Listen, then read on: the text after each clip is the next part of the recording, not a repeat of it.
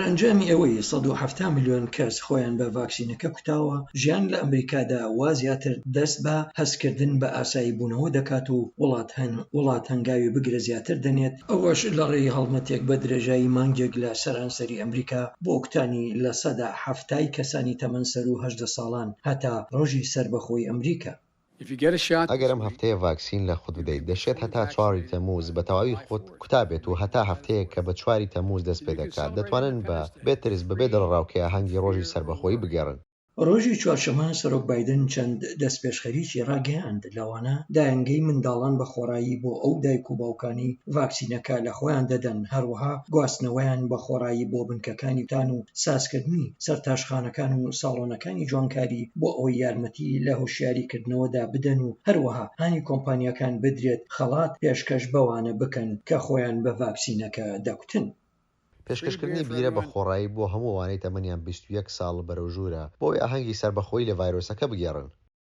لەو دەمەی ئەمریکایەکان لە بەرامبەر وەرگرتنی ڤاکسینی خۆڕایی پاداش دەدرێنەوە، لێکۆڵینەوەیەک لەلایەن سەنتەری دووک بۆ داهێنانی تەندروستی جیهانی ئەوە دەردەخات کە ئەمریکا لەسەر ڕێڕەوی دروستی خۆیەتی و هەتا مانگی تەمموز 100 میلیۆن دۆسی ڤاکسینی زیادە بەدەست بێنێت. ئێمە پابەندی دابینکردنی 600 میلیۆن ڤاکسینەکان بووین لە وڵاتەدا، 366 میلیۆنی دابەش کراوە. دەتوانین تەماشا بکەین هەتا بزانین کە ئێمە لە چەند مانگی داهاتوودا توانای زیاتری دابینکردنمان دەبێت. 80 میلیۆن کە زۆربەی ڤاکسینی ئەسترازێنیکایە لەسەر ئاستی جیهانی پابەندی بووە. پێویستە ئێمە دڵنیابین لەوەی کە بە خێرایی و یەکسانی ڤاکسینەکان بخرێنە بەردەست. بەڕێوەبەراتی بایدن ڕووبەڕووی فشاری ڕوو لە زیادبوو دەبێتەوە هەتا ڕایگەیەنێت کە ئایا کەی و چۆن دۆسی زیادەی ڤاکسینەکان دەبەخشێت. ئێمە سەنگ دەخەینە سەر یەکسانی، سەر دابشکردنی ڤاکسینەکان بە یەکسانی. ئێمە سەنگ دەخەینە سەر زانست و هاواهەنگی لەگەڵ کۆڤاکس کار دەکەین.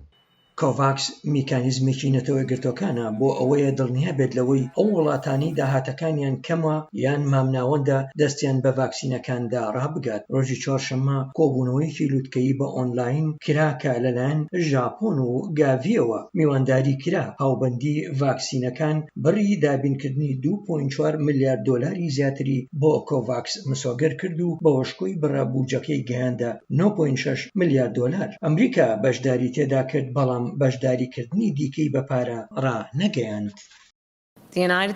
ئەمریکا بە بڕی 2 میلیارد دلار بەشداری بۆ هاوبەندی جیهانی ڤاکسینەکان و کۆتان لە کۆڤاکس کردووە، هەروەها پەیمانی 2 میلیارد دلاری دیکەی هەتا ساڵی 2022 داوە.